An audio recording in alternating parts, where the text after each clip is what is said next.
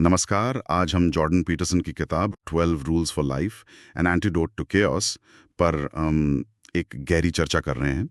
हमारे पास किताब का सारांश है, मुख्य नियमों की समीक्षा भी है और मकसद ये समझना है कि ये नियम डिसिप्लिन, जिम्मेदारी और सार्थकता के जरिए लाइफ को बेहतर कैसे बना सकते हैं। हाँ, और देखिए किताब का जो मूल विचार है वो ये है कि कैसे ये 12 नियम हमें अपनी जिंदगी को केओस मतलब अराजकता या भ्रम से निकालकर एक एक व्यवस्थित रास्ते पर ला सकते हैं। बिल्कुल। ये सिर्फ एक किताब की समीक्षा नहीं है, ये असल में जीवन जीने की एक स्ट्रैटेजी समझने की कोशिश है, खासकर उनके लिए जो शायद अनुशासन की कमी महसूस करते हैं या थोड़े भ्रमित हैं या जीवन में ज्यादा मीनिंग, गहरा अर्थ ढूंढ रहे हैं। सही। पीटरसन इसमें साइकोलॉजी, फिलॉसफी, अपनी कहानियां सब मिलाते हैं। बिल्कुल। तो चलिए पहले थीम से शुरू करते हैं, स्वयं के प्रति जिम्मेदारी। नियम 1, सीधे खड़े हों, कंधे पीछे। सुनने में बड़ा सीधा लगता है ना? हाँ, पर इसके पीछे का लॉजिक गहरा है।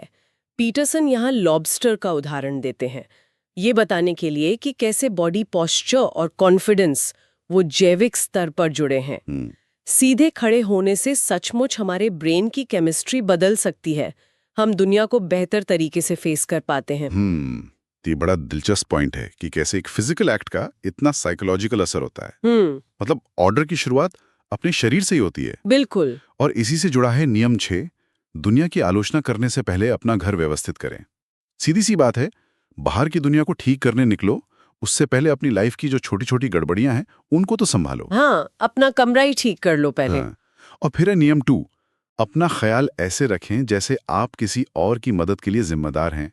ये थोड़ा अजीब नहीं लगता? लगता है, और सोर्सेस भी यही बताते हैं कि लोग अक्सर जैसे अपने पालतू जानवरों की दवा तो टाइम पर देंगे पर अपनी नहीं लेंगे। हाँ। पीटरसन कहते हैं इसके पीछे गहरे मनोवैज्ञानिक कारण हो सकते हैं, शायद खुद को सजा देने की एक टेंडेंसी या अपनी कीमत न समझना। हाँ। तो ये नियम कहता है कि भाई अपनी देखभाल को सीरियसली लो। एकदम। और इसी थीम में चौथा नियम भी फिट होता है, अपनी तुलना कल के खुद से करें, ना कि आज के किसी और से। आजकल सोशल मीडिया के जमाने में तो ये बहुत ही जरूरी है, हर कोई अपनी बेस्ट लाइफ दिखा रहा है। बिल्कुल। और वो तुलना हमें सिर्फ नीचे खींचती है, निराश करती है।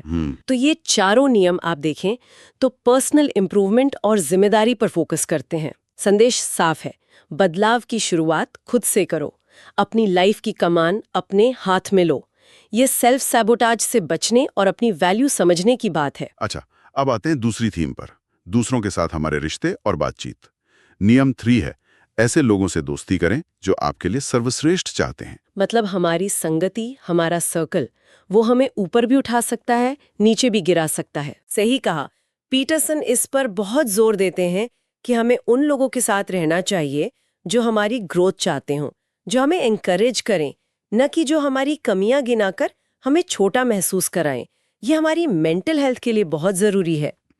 और फिर नियम 9, मान लें कि जिस व्यक्ति को आप सुन रहे हैं वो कुछ ऐसा जान सकता है जो आप नहीं जानते। ये ह्यूमिलिटी यानी विनम्रता और सीखने की इच्छा के बारे में है। ध्यान से सुनना सच में एक सुपर पावर जैसा है। बिल्कुल। और इसी से जुड़ा है नियम 10, अपनी भाषा में सटीक रहें, स्पीक प्रिसाइसली। पीटरसन का मानना है कि अस्पष्ट भाषा मतलब गोलमोल बातें वो अस्पष्ट सोच की निशानी है।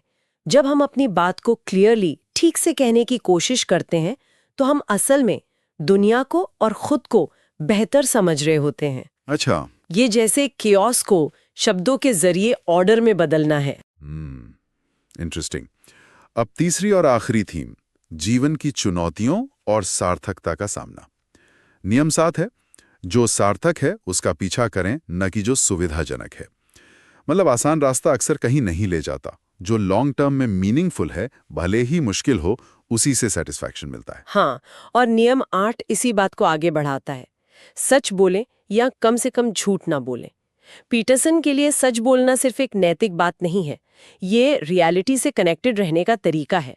झूठ बोलने से हम अपनी ही बनाई हुई एक झूठी दुनिया में फंसते जाते हैं, जो आखिर में और ज्यादा केओस पैदा करती है। फिर नियम 11, बच्चों को स्केटबोर्डिंग करते समय परेशान ना करें। इसका क्या मतलब है? इसका मतलब है बच्चों को और शायद बड़ों को भी थोड़ा रिस्क लेने देना चाहिए, चुनौतियों का सामना करने देना चाहिए। जरूरत से ज्यादा प्रोटेक्ट करना वो उन्हें कमजोर बनाता है। वे जीवन की मुश्किलों के लिए तैयार नहीं हो पाते। ओके, मतलब उन्हें गिरने और सीखने देना चाहिए। हाँ, और अंत में नियम 12, सड़क पर बिल्ली मिले तो उसे सहलाएं। ये तो बड़ा प्यारा नियम है। हाँ, ये याद दिलाता है कि जीवन की कठोरता और चुनौतियों के बीच छोटे छोटे सुख के पल, शांति के पल ढूंढना और उन्हें एंजॉय करना भी जरूरी है। लाइफ सिर्फ स्ट्रगल नहीं है, उसमें सुंदरता भी है, सुकून भी है, बस उसे नोटिस करना है। तो कुल मिलाकर ये 12 नियम पर्सनल जिम्मेदारी लेने, बेहतर रिश्ते बनाने, क्लियरली बात करने और जीवन की जो उथल-पुथल है, जो केओस है, उसके बीच मीनिंग खोजने के लिए एक फ्रेमवर्क देते हैं। हाँ, इस किताब की खास बात यही है कि इसमें साइंस, फिलॉसफी, साइकोलॉजी और रियल लाइफ के उदाहरण सब कुछ मिला हुआ है।